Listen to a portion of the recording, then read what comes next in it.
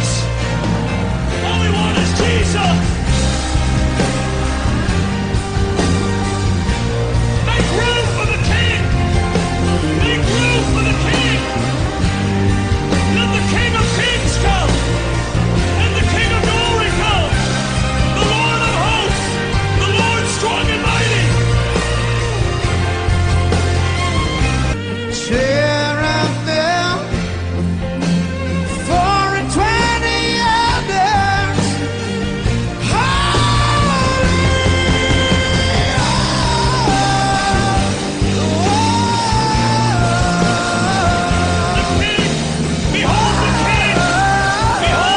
Começamos a questão do cano, né? Falamos de várias coisas, abordamos aí o conceito do próprio nome, né? Assim, o rumo que esse nome tomou, né? Sabemos que o conceito dele, assim, grosso modo, era vara de medir, né? Um material usado para medir. Só que aí a escritura ela vai tomar um rumo diferente concernente à aplicação do mesmo. Mas, a grosso modo, né? Nas escrituras é apresentado aqui como cânon, só que como regra, né? Aí nós falamos até que Paulo vai dizer lá em Gálatas 6,16, né? Sobre quem não anda conforme esta regra ou esta norma, né? Aí ele vai abordar ali essa palavra canone, do mesmo conceito, só que como algo que até mesmo quando a gente vai para o conceito de Torá, né? As pessoas falam, quando fala de Torá, as pessoas já pensam, imaginam na lei. Mas na verdade Torá, ela quer dizer ensino, né? Instrução, ensino. Então existem essas dificuldades de entender certas nomenclaturas, tanto dentro da escritura quanto do lado teológico. Então quando a pessoa começa a abordar mais, ir para dentro da teologia, procurar saber verdadeiramente o que significa aquilo, então a visão dele vai se ampliar dentro do conceito. E o aprendizado nunca é de menos, né? E a pesquisa continuando aí, às vezes muitas coisas com o passar, né? Vão mudando as coisas, nós temos dicionários de teologia. Esses dicionários vêm para poder nos colocar de frente com certas terminologias que são usadas dentro da própria linha teológica. Então, muitas vezes essas palavras também elas vão tomando um rumo diferente à medida que as gerações vão passando, vai se atualizando, né? Principalmente o que mais está assim, entrando em ênfase de atualização é a questão da nomenclatura trindade. Ela já está tomando mais um conceito de triunicidade. Ela tem mais um lado judaico de observar sobre um Deus único e verdadeiro.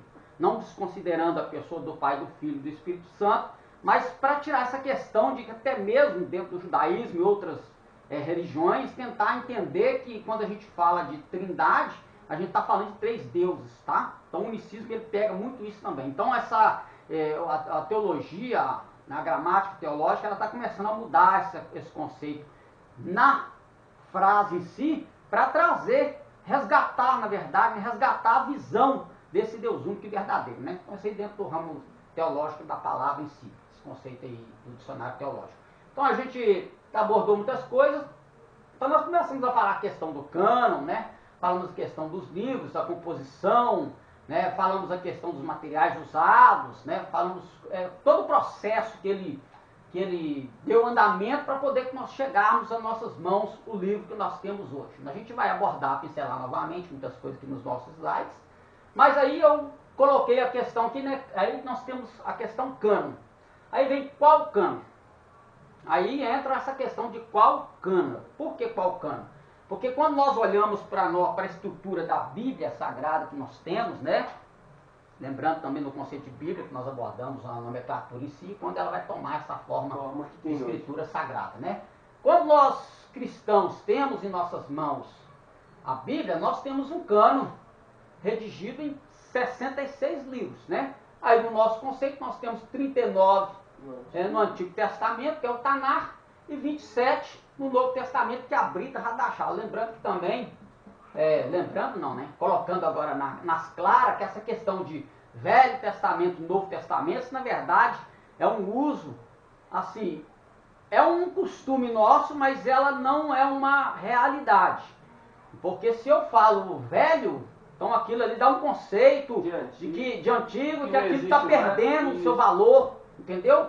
Então, a gente tem que tomar esse cuidado também, teologicamente, de usar essa expressão nesse sentido, porque quando se fala de velho é onde muitas denominações elas criam conceitos doutrinários que elas vão dizer que o que está no Antigo Testamento já não serve mais porque é antigo. Né? Então, quando aí a gente vê essa divergência até na composição do conhecido vulgo Novo Testamento. Então, não é Novo Testamento. Porque, na verdade, a palavra, né, quando vai em Jeremias, lembro o Jeremias capítulo 33, não lembro, acho que é 33. Aí quando vai falar que Deus e farei uma nova aliança com a casa de Israel, então ele está falando de uma nova aliança, ele não está falando de um novo testamento, ele está falando de uma nova aliança. Né? Aí, por quê? Porque a aliança foi quebrada com Israel, Israel quebrou essa aliança com Deus, mas Deus ele vai fazer uma nova aliança com a casa de Israel. E a gente vai entender isso bem claramente na carta que o apóstolo Paulo, o Shaul, ele vai escrever aos Romanos, principalmente o capítulo 11, que vai colocar isso em evidência. E nós vamos ver ali muitas questões de pessoas pegarem conceitos e dizer que naquele texto ali, Deus ele está colocando a chamada substituição do judaísmo pelo cristianismo ou do judeu pelo gentil. Aí entra a questão da substituição da lei pela graça. Na verdade, isso também é um conceito antissemita, anti-escriturístico, porque ele nos dá a alusão de que Deus ele está focando, ele está rejeitando Israel e abraçando os gentios. Isso, na verdade, é um conceito errado também. Tá? Então, teologicamente, não existe isso. Tá? Isso são conceitos que vai de denominação para denominação. Há um embate sobre essa questão de lei e graça, porque na verdade a graça ela sempre existiu. A graça ela faz parte desde a criação. No hebraico chama-se hesed, que é misericórdia, benevolência, graça. Então essa atitude de graça de Deus, ela vem desde a criação até a consumação dos séculos, que dentro da escritura, no judaísmo é conhecido como o Olam Rabá, que é o mundo vindouro. Então ela vem desde o começo ao fim, né, da humanidade aqui, desse contexto nosso. Exatamente. Então a graça sempre esteve presente, sempre estará presente. Só que aí, voltando aqui, o vulgo Novo Testamento, isso vai ser um nome desenvolvido na patrística, né, ali no segundo século depois de Cristo. Então esse rumo vai tomar quando eles começarem a trabalhar as escrituras, os escritos que estão começando a tomar uma proporção, tá? Então, a verdade é que o nome é Brit Hadashah, que é Nova Aliança. Então, a antiga aliança era o Israel quebrou, a nova é Deus fazendo. Então, Brit Hadashah, né? Então, nós temos a Brit Hadashah, o vulgo Novo Testamento, 27 livros. Aí vem a pergunta, o seu cânon, o meu cânon, quantos livros tem ele? O seu e o meu? Quantos livros tem o cânon de alguns pastores? Quantos livros tem o cânon de algumas denominações? Vai depender. Vai depender. Porque aí vai, por exemplo, da Igreja Católica tem a mais. É o cânon, exatamente. Mas a mais. É um cânon com livros a mais. Isso. Os livros apócrifos estão lá, né? Isso. Os deuterocanônicos, Isso. melhor dizendo, os deuterocanônicos estão lá. O Lutero, anteriormente, ele tirou a carta de Tiago. Isso. Então, mas continuou cano. Exatamente. Então, e lembrando que, quando Lutero está fazendo a sua tradução, e ele fazendo isso aí é aquele que nós falamos do antilegômeno. Você lembra dessa palavra? Antilegômeno, que era aqueles livros questionados. Tá? E tínhamos os legômenos, que eram os aceitos. Né? Então, nesses antilegômenos, Lutero ele questionou, mas ele preservou os deuterocanônicos e os apócrifos. Porque ele, Calvino, muitos reformadores, tem gente que diz que o cânon dos 39 ele se defendeu com a reforma, mas não foi. Muitos reformadores, eles mantiveram, tá? Eles mantiveram os deuterocanônicos e mantiveram os apócrifos, tá? Isso porque vem da questão da tradução da Vulgata Latina. A Septuaginta, que é a tradução do grego, né, do hebraico para o grego, ela vai trazer consigo esses deuterocanônicos. A Vulgata Latina, ela vai preservar, manter esse cânon, e alguns reformadores, como Lutero, Calvino, eles vão manter também. Né? Aí entra os antilegômenos, que nós vimos lá, ele vai tirar Tiago, na questão dele falar de obras, mostra a tua fé sem as obras, que eu te mostro a minha fé pelas obras. Então, na mentalidade dele, Tiago estava exaltando as obras. Tá? Então, aí vai acontecendo todo esse processo. Então, o cânon depende da denominação. Até nós, que temos aqui, eu tenho o meu cânon tem 39. Mas eu faço uso regularmente desses 39 livros. Às vezes o pastor, o nosso pastor, seja ele quem for, local, regional, presidente, ele faz uma abordagem regular dos 39 livros, há um ensinamento abordando de Gênesis a Apocalipse, no cânon dos 39 livros, difícil.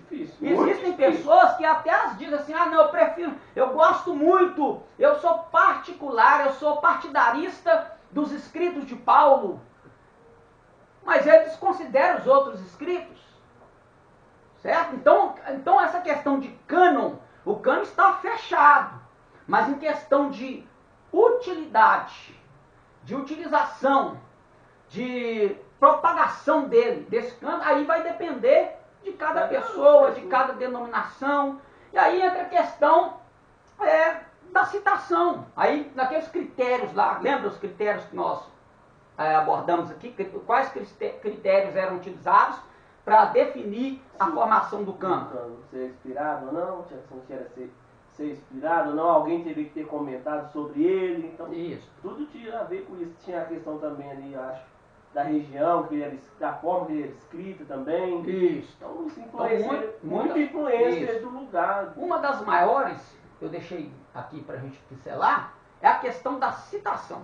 Então a maior foi citado por um profeta, Tem que ser citado. foi citado por um apóstolo.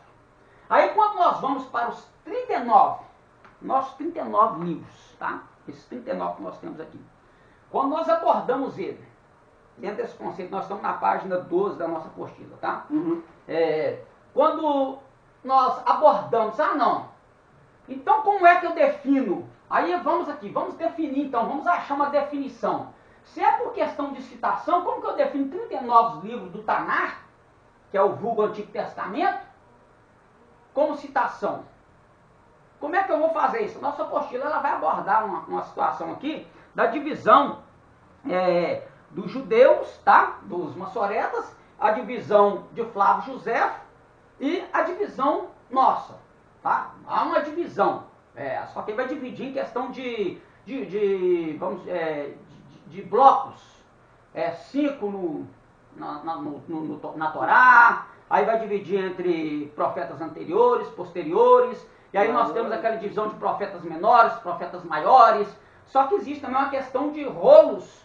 Esses rolos são, se não me engano, 4 ou 5 livros que são lidos em festas judaicas. Eles são utilizados especificamente em festas judaicas. Ruth, Lamentações, Eclesiastes e algum outro livro mais. Então são livros utilizados e eles trazem para nós alguns blocos de divisão.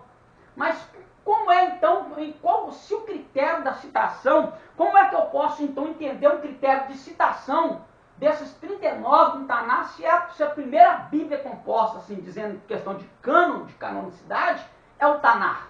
Quem citou o Tanar? Quem fez a citação do Tanar? Aí a gente entra, tem que entrar no período que ela está sendo desenvolvida. Aí nós vamos ter citações em livros apócrifos.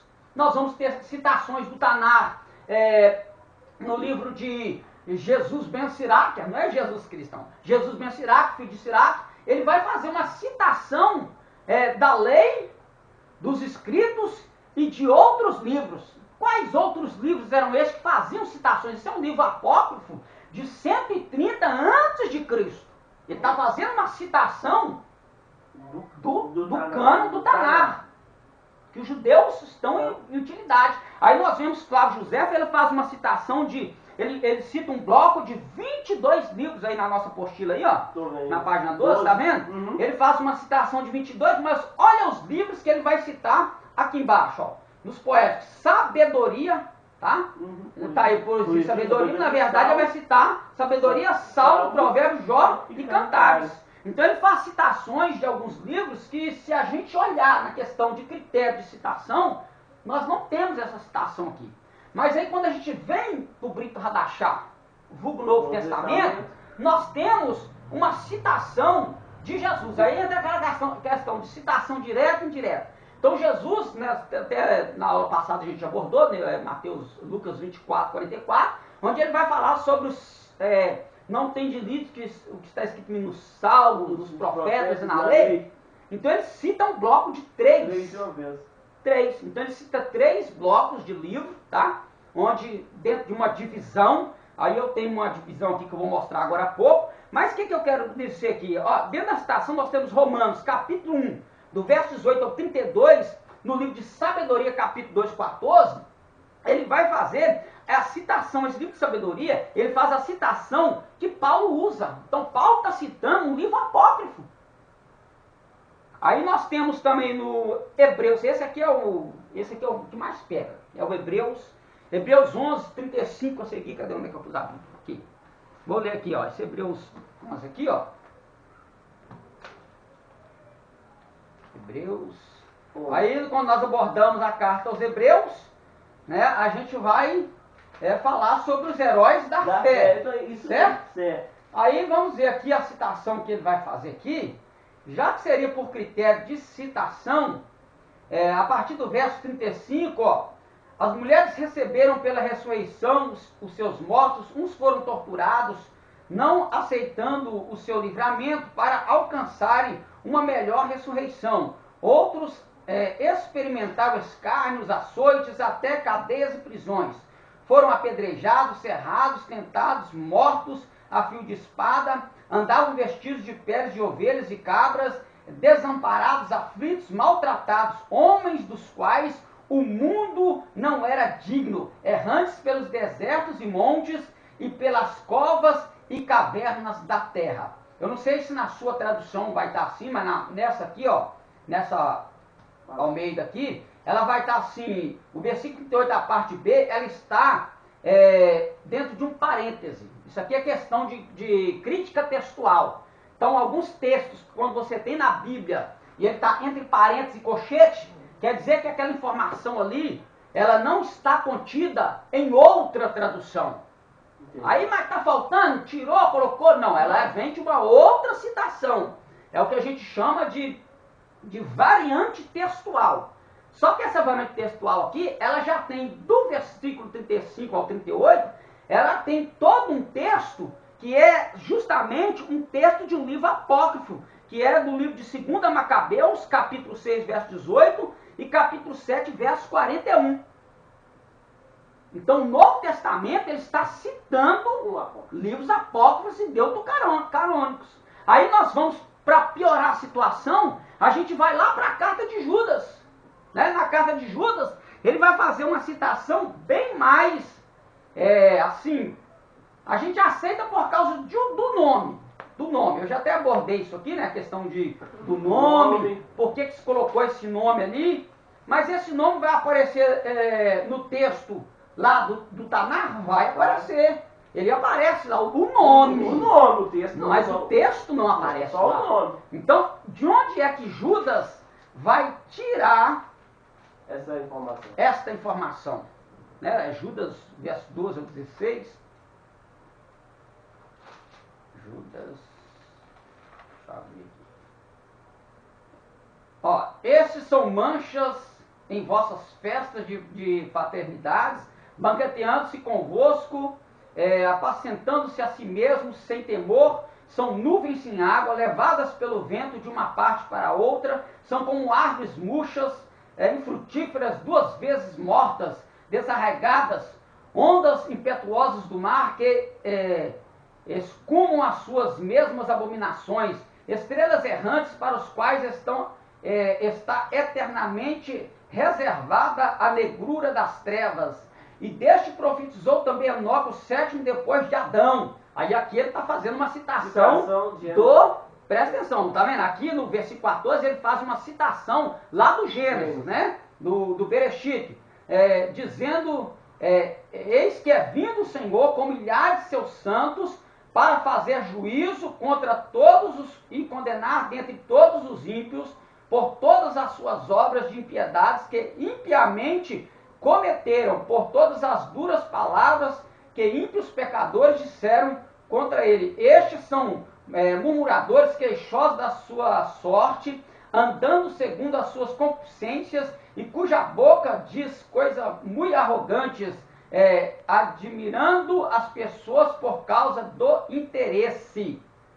Essa citação aqui que Judas ele está fazendo é uma citação do livro de Enoque.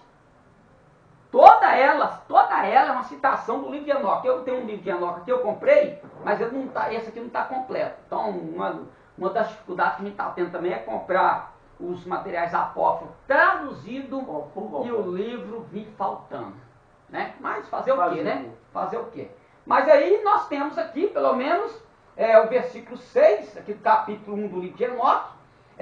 Em verdade, ele virá com milhares de seus santos para exercer o julgamento sobre o mundo inteiro e aniquilar todos os malfeitores, reprimir toda a carne pelas más ações tão iniquamente perpetrada e pelas palavras arrogantes que os pecadores insolentemente proferiram contra ele. E o resto está no outro livro que não veio nesse aqui. Mas é uma citação de um livro. Se eu tenho que aceitar o critério de citação, se o Brito Hadachá, que é o Novo Testamento, ele está trazendo citação de livros apócrifos. Eu não estou aqui dizendo que o livro apócrifo ele tem uma veracidade canônica de inspiração. A gente vai ver isso aqui mais para frente. Por que não entraram nos escritos? Eles não passaram na regra. Eles não passaram na regra do cânon. Então não conseguiram passar na regra do cânon. Mas eles são citados. E aí vem aquela frase que Martim Lutero ele vai dizer quando ele está fazendo a tradução e mantém esses livros. Ele vai dizer que eles não são de autoridade, eles não têm autoridade, eles não são autoritativos. Quando ele está dizendo que eles não são autoritativos, ele está dizendo que eles não são inspirados, mas são de boa leitura para conhecimento. E volta naquilo que o apóstolo Paulo também vai lá e cita, né? Que toda obra ela é boa e eficaz para o conhecimento, algo assim, dependendo da tradução, que ele fala de que toda obra é lícita para o ensino, né? Na verdade. Então, ele está usando também dessa oportunidade de fazer citação dos livros apócrifos, ou não? Lá em... O texto, às vezes, ele não nos deixa coisas muito claras. Muito claras. Mas deixa entender que sim. É aquele versículo que a gente leu, né, quando ele vai escrever Timóteo, ele vai dizer, traz os livros que deixei lá em casa e os pergaminhos. Então ele vai citar, quando a gente fala de pergaminhos, ele está citando o Tanar, mas e os livros que ele está pedindo? Ele fez uma divisão canônica de estudo, entendeu? E ele usou terminologias diferentes. Aí nós vimos lá que a palavra lá é biblion e a outra é membrana. Que membrana vem de simbolizava o pergaminho, onde era o material, mas em questão de que ele estava dizendo, não era um pergaminho, era a escritura, o Tanar. E esse biblion, os livros. Mas quais livros? Pelo que estava rodando na época. Exatamente. Então esses livros, esses materiais, por mais que eles não eram aceitos como canônicos, tá? Eles não vão ser aceitos como canônicos, mas eles têm um peso cultural, entendeu? Ele tem um peso cultural, ele tem um peso linguístico, para a pessoa conseguir entender o momento que o escritor estava passando ali, para ter, ou para trazer informação a nós. Então, ler o livro apócrifo, ele é de grande ajuda para a gente entrar. Quando a gente não lê o livro apócrifo, a gente se perde em entender, muitas das vezes, o que o escritor da Bíblia Hadachá do Novo Testamento está querendo passar para a gente. Então, tem toda essa dificuldade, principalmente nos dias de hoje. Tá? Então, hoje nós vemos que as ministrações, os ensinos, eles são mais de acordo com aquilo que a denominação em si prega do que com aquilo que as escrituras falam. Então, o que pesa é o que a denominação prega, não o que a escritura fala. E aí que está o perigo, tá? É aí que surgem muitas coisas. Então, quer dizer, e se a gente observar, quando acontece a questão da reforma protestante, uma das coisas que vai fazer com que o romanismo mantenha o seu cano com esses apócrifos foi para que eles pudessem também rejeitar o cano protestante que estava começando a vir, a circular. E esse era um dos critérios utilizados. Era um material que circulava na sociedade, que o povo abarcava, lia, usava. Então, na composição do cânon do Taná, isso pesou muito. Então, isso aí também valia muito. Se aquele material era usado pela comunidade, aquilo também me dava a entender que aquele material ele tinha um valor, ele tinha algo espiritual a mostrar. Então, aí depois ele vai para as outras regras, para ver se passa ou não. É igual o Marcos. Entendeu? Então, voltando aqui, então nós temos essa dificuldade de entender essa formação do cânon, né? Aí na questão do Taná, a gente encontra citações. A gente encontra, mas quando a gente vai para as divisões, eu tenho aqui, principalmente, eu tenho duas divisões aqui. Aí vai na questão de qual material, nos nossos dias agora, tá? Qual material que foi utilizado para compor o Taná que a gente agora vai ter nas mãos. Da questão desses 39, qual a divisão que eles vão ter para abarcar 39 livros, se não tem os apócrifos. Aí entra também a questão de como esses livros serão colocados nas ordens. Então não existe assim uma ordem cronológica. Por mais que alguns vão tentar dizer que há uma cronologia em ordens da composição da Bíblia hebraica, mas não. Ela tem alguns fatos que elas vão ser divididos, igual a questão dos 5 blocos. Vai ter Bíblias que vão colocar os 5 rolos, esses rolos, esses livros que são usados em festas, coloca eles separados. Então ele acaba, em vez de abarcar 3 blocos, 3 divisões, né, igual Jesus fez a citação aqui, né, lei, profetas e salmos.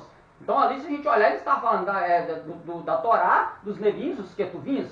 Então ele estava fazendo essa abordagem. Mas aí quando a gente vai, aí eu tenho aqui esse Taná aqui, esse Taná, ele vai usar o texto que ele usa aqui é o texto do Códice Alepo. O Códice Alepo, a divisão do Códice Alepo, nós temos aqui, ó, a Torá, né, que vai os 5 primeiros livros, aí é taxativo em todas as divisões. Primeiro, a partida da composição vai ser essa, né? A Torá, nós temos os profetas. Olha para você ver os profetas que são abordados aqui. Josué, Juízes, Samuel, Reis, Isaías, Jeremias, Ezequiel. E aí? Fica fora Josué, Juízes, e aí? Por quê? Na questão de composição da história, tem um ato profético acontecendo. Então, dentro dessa divisão, os rabinos, ou os judeus, ou os escribas que colocaram, ou aqueles que definiram resolveram fazer essa divisão canônica, tá? Nessa divisão aqui dos blocos, eles acharam por bem colocar esses nessa ordem. Aí vem os 12 profetas, né? Osé, Joel, Amós, Obadias, Jonas, Miqueias, Naum, Abacuque, Ageu, Zacarias e Malaquias. Aí depois ele vem com os escritos, Salmos, Provérbios, Jó, Cântico dos Cânticos, Ruth, Lamentações, Eclesiastes, Esther, Daniel, Esdras, Neemias e Crônicas. Então Daniel, né, eu acho que eu já expliquei isso aí, por que Daniel não entra nos profetas e nos escritos? Porque Daniel não tem profecia em Daniel. Aí a gente vê aquela questão de visões apocalípticas.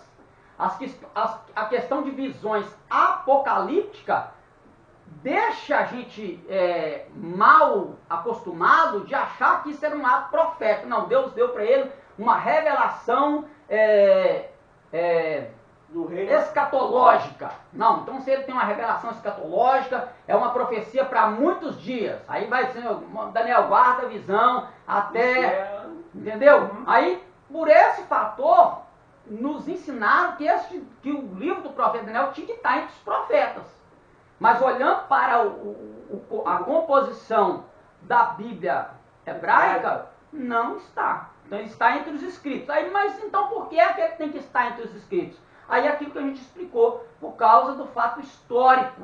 O fato histórico que ele vai para na Babilônia. Então, esses reis que estão ali, né, esses reis que estão ali envolvendo o período de Daniel, então coloca ele entre os escritos. Entendi. Tá? Não como os profetas. Não como os profetas. Aí nós temos essa divisão aqui no Códice Alepo, mas nós temos o Códice Leningrado. Eu não tenho a Bíblia do Códice Leningrado, mas eu tenho a Bíblia aqui dividida do Edson de Faria, que fez essa composição desses 5. Aí ele vai dividir aqui em quatro blocos. Ele vai fazer a divisão dos 4 blocos. Ele vai estar usando o Códice Leningrado. Então o Códice Leningrado, você consegue o Códice sem assim. Isso aqui é porque, como é bilíngue, tá? É o hebraico e o português. É um texto muito bom para se trabalhar, mas ele vai colocar essa divisão, é a divisão que vem nesse códice, tá? Aí ele coloca assim no primeiro, aqui eu não vou nem ler não, é a Torá, vai do Gênesis ao Deuteronômio. No segundo, ele vai colocar profetas anteriores. Pai, mas como assim profetas anteriores? Aí é uma divisão de profetas anteriores e posteriores. O nosso cano que nós temos na nossa Bíblia em português, ela traz profetas menores e profetas maiores. Aí a gente precisa entender, explicar que em questão de falar maior ou menor, não é que um valia mais que o outro. Não, isso era o período em que durou a profecia desse profeta. Então se ele durou um tempo mais prolongado, aí a profecia dele classifica ele como profeta maior. Aquela ali, a profecia dele durou uns 2 capítulos, assim, um capítulo, mas isso aí é o período que durou. Pode ter 20 capítulos. Mas tem que ver é menor. Porque em questão de ordem cronológica, ele tem. A história pode ser desenvolvida, ele pode fazer o resumo de uma história com uma folha. Eu posso contar a mesma história com um livro de 500 folhas. Né? Como se fosse assim, você fazer um trabalho dissertativo de um livro. Exatamente. Né? Então isso acontecia muito dentro das profecias. Então, quando ele fala anteriores, aí ele vai abordar esses mesmos aqui que nós lemos, que nós acabamos de ler aqui. Então, os anteriores ele vai colocar aqui, ó. Josué, Juízes, 1º, 2 Samuel, 1º e 2 Reis, somente. Então ele aborda nos anteriores, aí ele vai abordar anteriores, que se explicar, anteriores e posteriores, concernente a antes do cativeiro assírio e babilônico, até 70 do período de Daniel, tá? E depois desse período. Então, antes do cativeiro, anteriores. Depois do cativeiro, ou até no período do cativeiro, posteriores. Então, nos posteriores, troquei, cadê aqui? Já mostrei. Dá o 2, 3 aí. Profetas anteriores, aqui, é o 3. Então, profetas posteriores, ele vai abordar aqui a classificação desses posteriores. O Códice Leningrado vai trazer Isaías, Jeremias, Oséias, os 12, Osé, Joel, Amós, Obadias, Jonas, Miqueias, Naum, Abacuque, Sofonias, Ageu, Zacarias e Malaquias. Então ele traz o Códice Leningrado, traz essa divisão, e aí ele fecha com os escritos, tá? Então com os escritos ele vai fechar o Leningrado, o Códice Leningrado vai fechar da seguinte forma. Ele vai fechar assim, ó. Salmo, Jó, Provérbios, aí ele abre a questão dos rolos. Ruth, Cantares, Eclesiastes e Lamentações, Esther. Daniel, Esdras, Neemias, 1º Crônicas e 2º Crônicas. Então o Códice Alepo traz essa divisão, ele cita os rolos, os que são lidos nas festas, tá? E aí nós temos a questão 22, 24. Aí a questão de 22 ou 24 isso vai se dar dependendo do códice, dependendo do material ou do que a sociedade via ou do que historiador. Flávio José ele vai dividir em 22. Mas aí por que 22, 24? Aí vai ser aquela questão de unir Primeiro Reis, Segundo Reis, como Crônicas. Exatamente. Então esses E livros que nós temos, Samuel. primeiro e segundo, eles serão colocados como um livro só. Haja vista que o livro de Juízes e Ruth, ele entra como um só também. Depois que é dividido, né? Depois dividido. Então nós temos em português, o nosso cânon, né, Almeida, ele está às 39, separando Separando cada livro. Separando cada livro. Cada livro. Então, se alguém falar, são 22, são 24, são 39, todo mundo está certo. Ninguém está errado. Ninguém tá errado. Porque aí você não vai inferir no poder inspirativo da escritura em forma alguma, É em nada. só a forma de ver o livro. Exatamente. Ver o escrito. É só a forma, exatamente, é só a forma de ver. É igual o 9. Se você escrito. põe um 6, um vai ver 6, outro vai ver 9. Vai depender do lado que você vai estar. Exatamente, aí a coisa pega, né? É. Então, eu tenho um livrozinho aqui só para indicar, mas eu não sei se você vai conseguir encontrar, que rapaz, eu dei um... Não sei, eu entrei numa lojinha, uma irmã ali do outro lado ali, ela tava com um monte de livro assim, jogado dentro de um cestinho lá, eu falei, deixa eu ver se tem alguma coisa que vai me interessar. Aí comecei a puxar livro pra cá, ele tá até sem capa. Esse aqui, ó. Introdução à Bíblia de J. Cabral. Nem sei se é João, se é José, se é Jorge. Eu sei que é J. Cabral. Então esse J. Cabral, ele tem essa aqui, Introdução à Bíblia.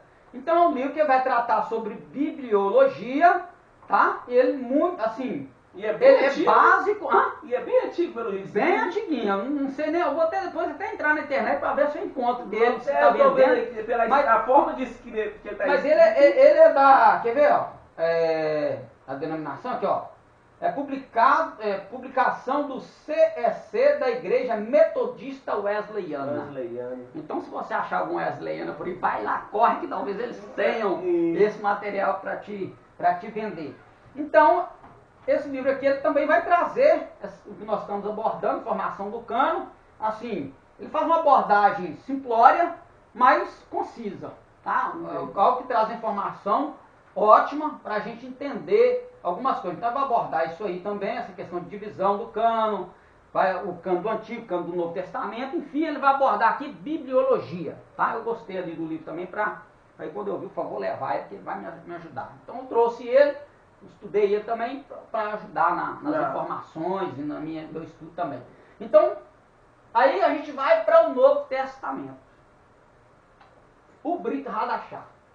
Eu consigo encontrar essa citação, seja ela direta ou indireta, na Brit Hadashah para o Taná. Mas como é que eu faço com a Brit Hadashah em citação? Quem citou? E agora? Como é que eu faço? Aí agora é correr as citações que vão fazer os pais da igreja. Então os pais da igreja, eles é que farão citação. Aí a gente vai ter que ir para a pesquisa dos pais da igreja. Lembrando que o Novo Testamento, ele tem uma dificuldade maior do que o Taná em questão de composição canônica. Por quê? Porque o feito do Brit Hadashah do Novo Testamento não era uma questão de seleção apenas de livros.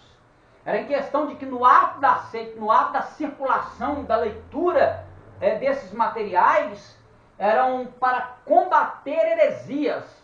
Então ele não foi composto, o cânon do Novo Testamento, ele não tomou um rumo de decisão canônica, por fato de pôr todos os livros na mesa e dizer, vamos ver aqui o livro que tem inspiração, o livro que não tem. Houve esse critério, usou-se esse critério, mas o pontapé inicial foi combater doutrinas antibíblicas.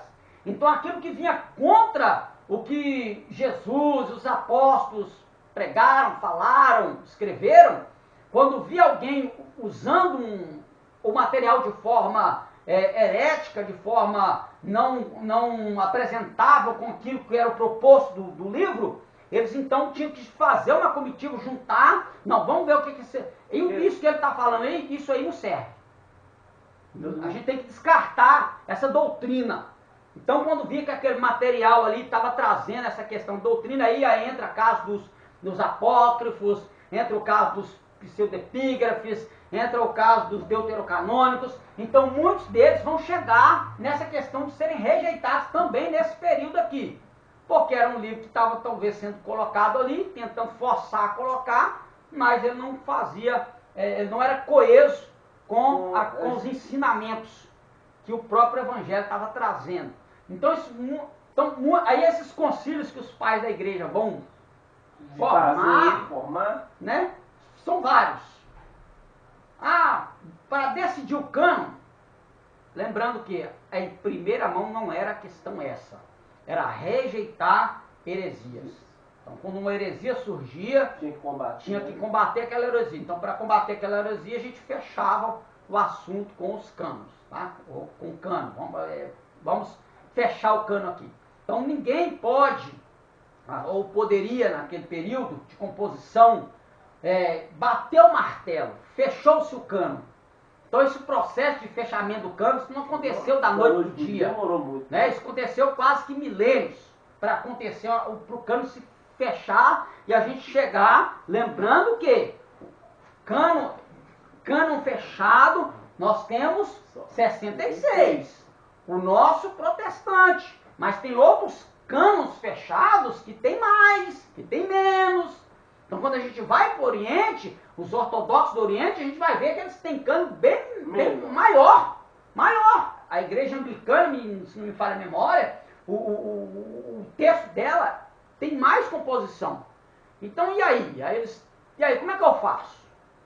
E existem lugares que até na questão da utilização da língua, ou seja, da língua como escritura, né, igual a gente citou aqui, questão do grego, não se aceita. Se o texto lá não for no hebraico, não leva Septuaginta para lá não, que você vai arrumar briga, problema. Vai ficar lá então, a Sociedade Bíblica do Brasil, ela está trabalhando isso em uma região aí que eu esqueci o nome, que eles estão com essa problemática para resolver, porque para poder levar o texto lá da tradução da Septuaginta, eles estão rejeitando, não está abraçando. Então tem que levar o texto hebraico para eles, ou aramaico. Eles não aceitar o texto grego. E aí como é que vai fazer na questão se a língua de composição?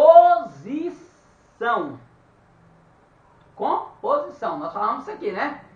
Quais eram as três línguas usadas no período da Brita Hadashah? Latim? Não. Era o aramaico. O grego, que era o predominante. O grego. E uma porção do aramaico, grego e do hebraico. Hebraico. Essas três. Arcaico, tinha um pouco ainda da circulação do hebraico arcaico, ou não? Não, a questão do hebraico, essa questão de hebraico arcaico, isso aí vai ser concernente apenas a achados arqueológicos, como pergaminhos, papiros, a língua antiga que era utilizada antes do hebraico quadrático, entendeu? Tinha um palio hebraico, por aí vai. O grego era tipo a língua universal do momento. Isso. Lá tudo era resolvido no idioma grego. Exatamente. Então a questão da língua predominante da Brita Hadashah. Então como é que eles vão aceitar a Brita Hadashah se o livro de composição é o grego? E aí nós temos a língua comum do povo, que era o hebraico. Não, o aramaico. Né? O hebraico era a língua do tempo. Isso mesmo. O aramaico a língua do povo. O grego a língua era a linguagem universal do comércio. Então é como isso. Se fosse o inglês hoje. O inglês. Então é nesse sentido aí. Então a sociedade bíblica ela está passando por essa ou passou, né, por essa dificuldade, mas certo é que o texto chegará lá. Isso é. Porque se eles não aceitam o grego, nós temos uma pechita para dar para eles. Então, a gente arruma um jeito. Então não tem problema. Então, concernente à composição de inspiração que Deus, né, dentro desse critério de inspiração, o teopneus, de inspirar. Então nós temos o texto inspirado no grego, nós temos o texto inspirado no hebraico e o texto inspirado no aramaico. Então não tem dificuldade para receber o evangelho universalmente. Então se Jesus falou para pregar toda criatura, se aceita o grego, não, então toma aqui, ó, tem uma que se aceita. Até nisso, Deus ele foi sapiencíssimo para poder alcançar o ser humano. Então não tem como o ser humano dizer, eu não ouvi, porque não tinha na minha... Tem sim, pode procurar que tem. Existe depois, quando você tem computador, né, claro, né? Você vai baixar o The Word, é um programa de Bíblia, ele tem Bíblia... não dá nem pra gente falar quantos dialetos, não. Já vi. Some. Bom demais. Você baixa ele, você vai ter lá todas as línguas lá. Tem umas pagas, umas gratuitas. De gratuito tem que passar a rodo. Tem grego, tem hebraico. Eu não lembro se eu pesquisei no aramaico, porque na época eu não estava com essa preocupação do aramaico. Eu esqueci de ir lá no módulo de baixar lá. Não lembro se tinha ou se não tem. Mas tem uma outra de aplicativo também que é a My Bíblia. Você gosta que você falou pro celular? Uma amarelinha, é. Isso, Essa tem um aramaico. Essa O já celular vi. não quer aceitar ela, não sei porquê. Essa tem um aramaico. Então nessa também você consegue baixar nesse aplicativo, ter todas elas aí. Essa aí é boa que ela vem com texto. Você consegue colocar lá o texto na língua original, seja qual for das três, ou ao que você quiser. E abaixo ela vai te dar o texto também em português. Ela não é interlinear, mas ela traz os dois textos, português e a língua original. Muito bom. Eu não tentei baixar, não deu não. Vou tentar baixar depois no tablet, ver se eu consigo baixar na cabeça, para poder já iniciar o meu estudo ao aramaico, né, por causa da peixita. Então, fechamos aqui esse assunto e a gente vai passar aí para o nosso slide. Só apagar aqui. Alguma dificuldade, alguma pergunta? Não, até que agora tá tranquilo. Tranquilo, né? Biologia foi tranquilo. Tá sendo tranquilo, né? É. Olha que aperta, né? Ela queria dar uma fugidinha assim, mas Tem jeito, faz é parte. bom, né? Uhum.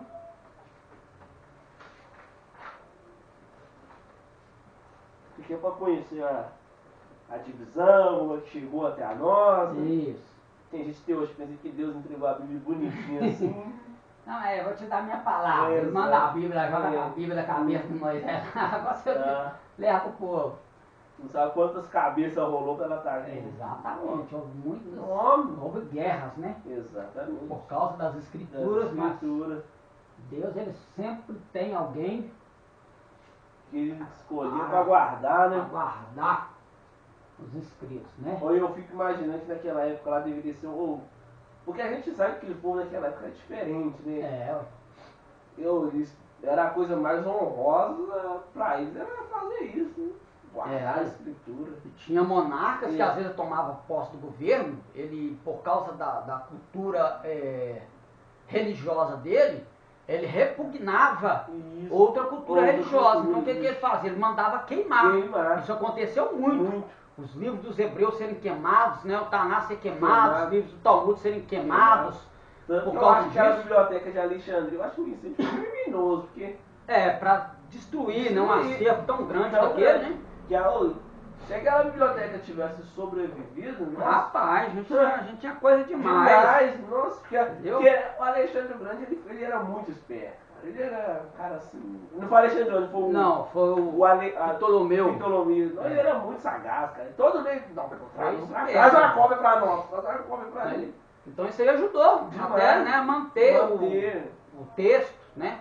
Claro que a sua divergência E tudo, mas. da língua, mas trouxe o texto, Isso, né? isso que eu tava falando. Se naquela biblioteca não tivesse sido incendiada, que ao meu ver foi, nossa Deus. Nós temos- Material, nós tínhamos o material a rodo aí. Sobra, talvez até coisas que a gente Que a nem gente nem imagina, né? exatamente. Vamos lá. Então, nós temos aí papiro. Papiro. Então, papiro a gente já falou, né? A Falou, planta aquática aquática, que cresce junto aos rios, os lagos, lagos, né? Mas do Oriente, Muito as bem. tiras, vou mostrar aqui o processo que ele vai. Então, desde a sua colheita, né? Uhum. Colhe-se o junco, arranca-se este junco, descasca o junco, aí vai partir esse junco, aí vai entrelaçar, né? Ele está fazendo um entrelaçamento aqui, tá vendo? Uhum. Depois que ele entrelaçou tudo, ele vai colocar uma pedra por cima, vai prensar aquilo, depois que ele retira, aí ele vai preparar as folhas para receber a escrita. Um trabalho que é feito que deveria ser para fazer cada folhinha dessa um dia. Ou mais, Ou porque mais. tinha o processo da secagem. Isso que eu tô Então, falando. levava mais tempo. Isso, fazia uma folhinha dessa por dia. Porque lembrando que é uma planta aquática, então ela retinha muito Já líquido. fiz. Então nós vemos aqui que esse processo que ele vai fazer aqui de colocar e depois bater, Passar né? água, né? Bater para retirar toda essa água, Ah. para depois ele ficar compactado, né? Ele ficar bem compactado para poder. Isso aqui não era fácil fazer Não. um material desse não, né? E hoje a gente tem lugares que usam ainda esse tipo de Sim, material, material, tá? né? Ainda existe isso aqui ainda. Então tem pessoas que acham que não, né? Ainda existe esse material aí, tá vendo? Como era aqueles entrelaçamentos. Então, Era um trabalho. trabalho mesmo. trabalho. Então, eu creio que hoje não deve ser tão barato devido à complexidade da composição do Isso. material em si. Né? É um processo muito complicado E demorado. e demorado, né? E lógico, profissional para isso hoje é 1 em 1 milhão. É, 1 em 1 milhão. É só pessoas que vão vender para quem mesmo ali, né? Tá.